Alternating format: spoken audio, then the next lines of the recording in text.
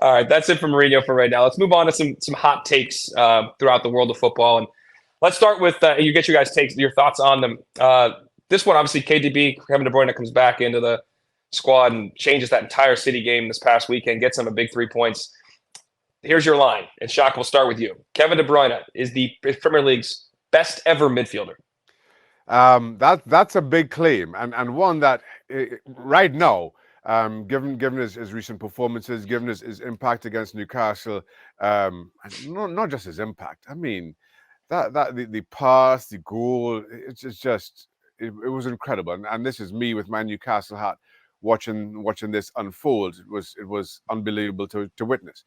But there have been some great midfielders that have come through the Premier League. If we're talking goal-scoring midfielders, look no further than Frank Lampard, Steven Gerrard, and his outsized impact with Liverpool, albeit without lifting the kind of silverware that Manchester City has done. Paul Scholes immediately springs to mind when we're talking about the best midfielders to ever come to the Premier League, and probably in stylistically the closest parallel to Kevin De Bruyne.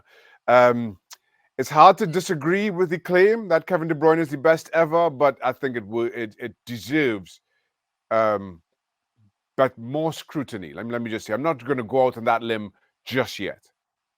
Augie, provide more scrutiny. What do you got? Yeah, well, I thought this at the weekend when he came back and had that great kind of cameo at Newcastle. So for me, Steven Gerrard, I think that similar plays in terms of box-to-box passing range, but De Bruyne has won a lot more than Gerrard. Gerrard never won the Premier League, so I think we can say he's ahead of Gerrard. Roy Keane, a great leader at Man United over the years, didn't score as many goals, didn't have the same passing range as De Bruyne. Scholes and De Bruyne, that similar passing range, similar way to create, similar goal scorers. I think they're probably the top two. Frank Lampard should get a mention, great goal scorer, but he didn't have the passing range of De Bruyne or Patrick Vieira. Yaya Toure had a great time at Man City, but I don't think any of those are ahead of De Bruyne. I think he really is up there. I think that, I think Scholes often gets overlooked because he was in that great team of Keane and Beckham and people like that. But, Scholes for me was probably the closest to Kevin De Bruyne, but he was very kind of below the radar. So I'm not going to say he's the best, but I don't think anyone's better than him, if that makes sense. That's kind of no, it doesn't. That doesn't make any sense, Augie. you guys are sitting firmly on the fence, just hanging out on the fence. He's as good as a lot of big boss. He's not the best, but he's definitely top two, and he's not number two. Which is funny because obviously we just had the Mourinho conversation. Mourinho didn't think he could play in the league. He comes going to Wolfsburg, comes back, and now we're having the conversation as the greatest midfielder ever, but that's neither here nor there. All right, next hot take for you guys to react to. Shaq, you started off again.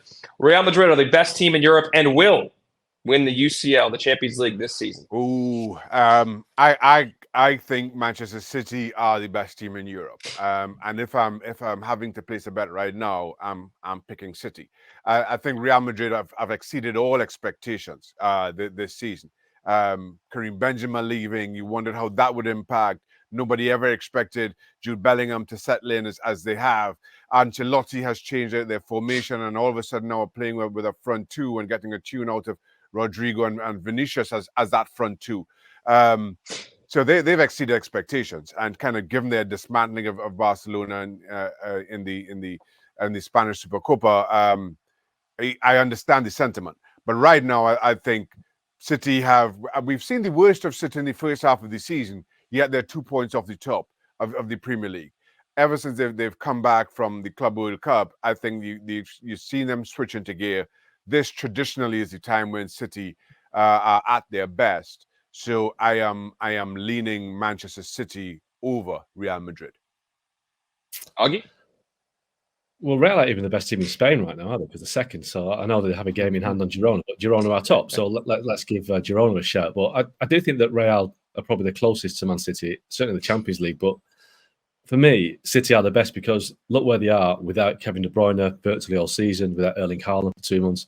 If you take Jude Bellingham out of the Real Madrid team, are they the same team that they are right now? So I think that, if everyone's fit, then I think Real run City close. But, over the course of a season when players are injured and players are missing, City have been able to deal with it much better than I think anyone else could. So City is still the team to beat. And I know a treble is an incredible achievement, but I still think they're odds on to do another treble this season. I don't see anybody stopping them in the league, the FA Cup, or the Champions League. Maybe Real, maybe Bayern, but I think if you had to say right now, can they do it? I said definitely they can. Yeah.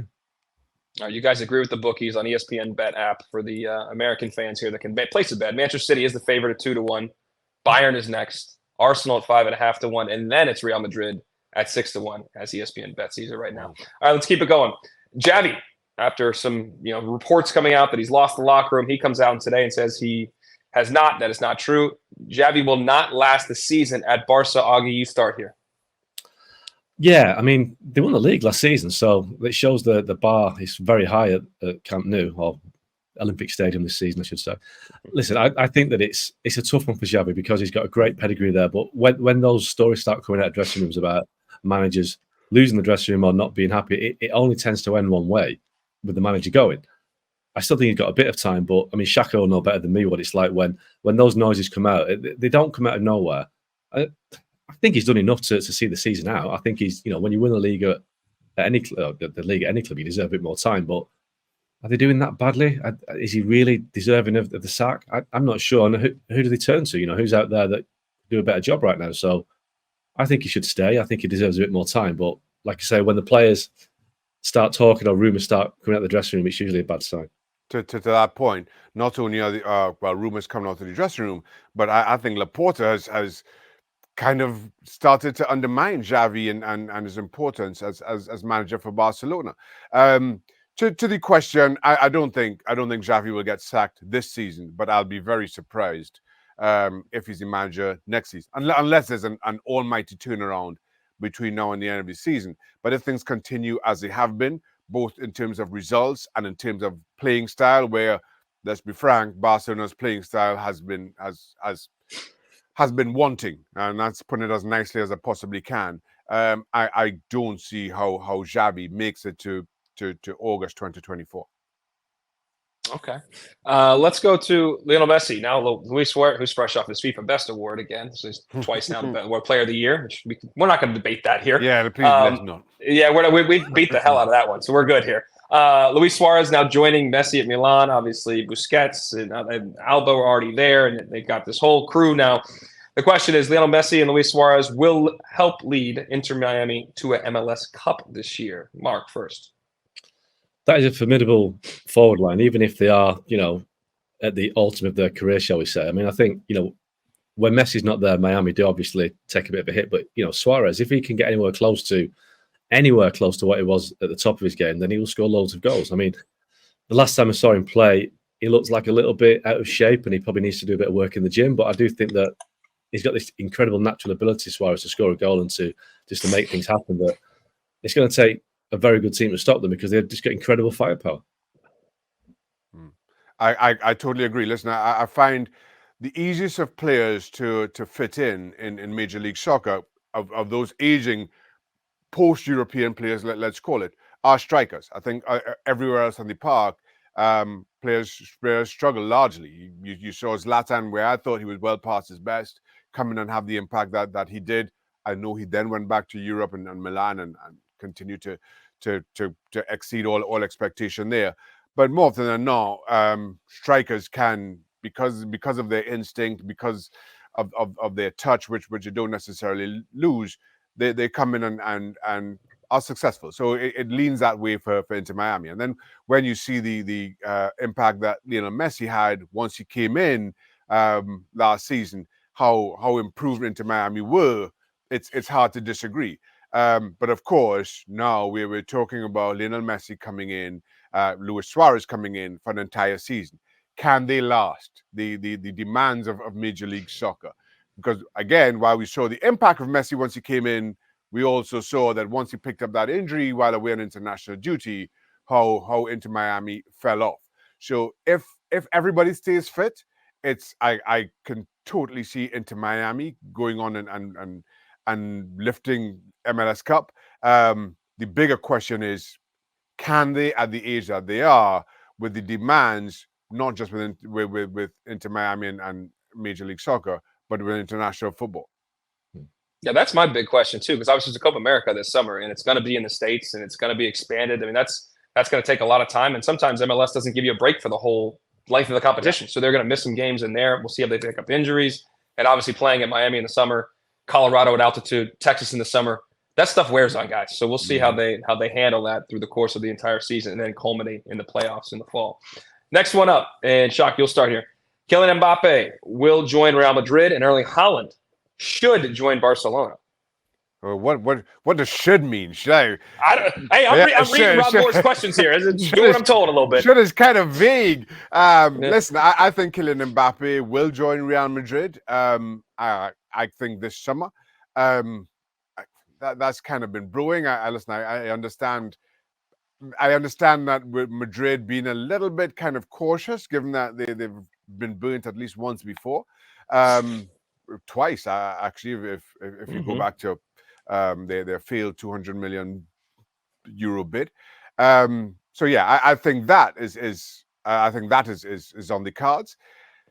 Erling Haaland should, well, yeah. I think Lewandowski, while he's aging, he hasn't had the season, and I know he scored a really good goal in that Supercopa final, but he hasn't had the impact this season. So maybe Barcelona need to start thinking about his successor in a way that Bayern Munich did with the same player a few years ago. We all know that turned out.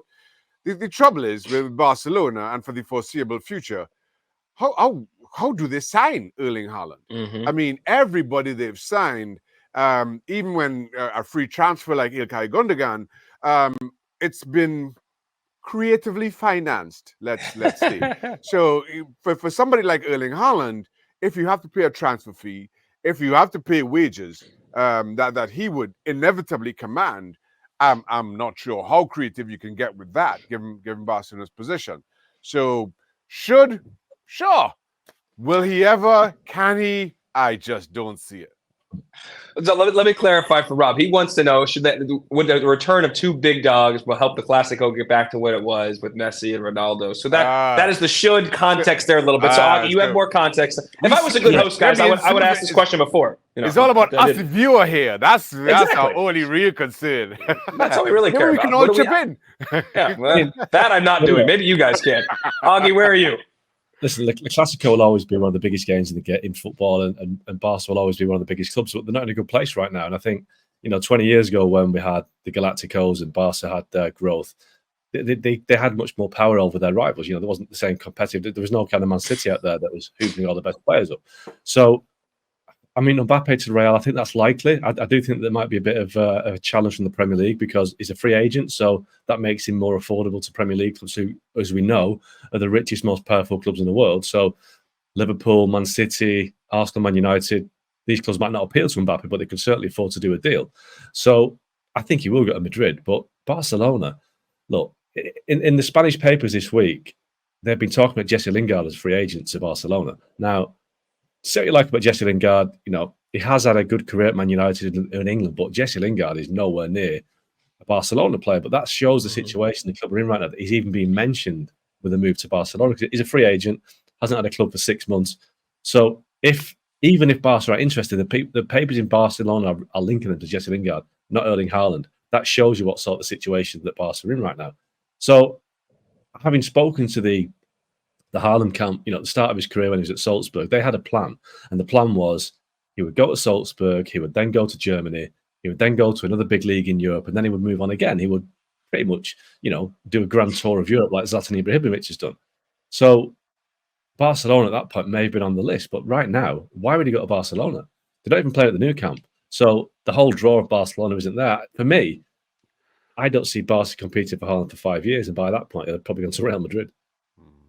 Okay, we're going to finish this up with both those two teams, though, in terms of conversation.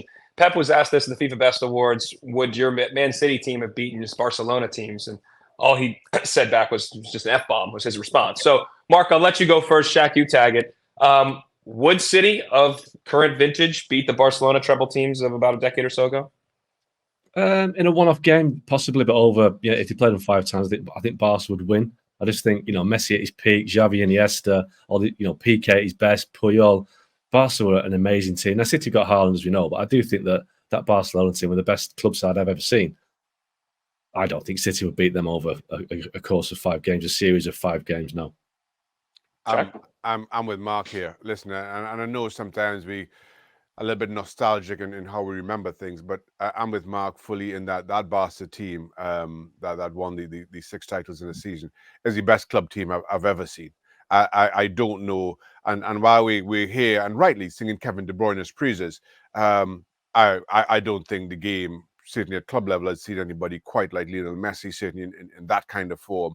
That team was just far too complete. I lean Barca, Pep's Barca all day long.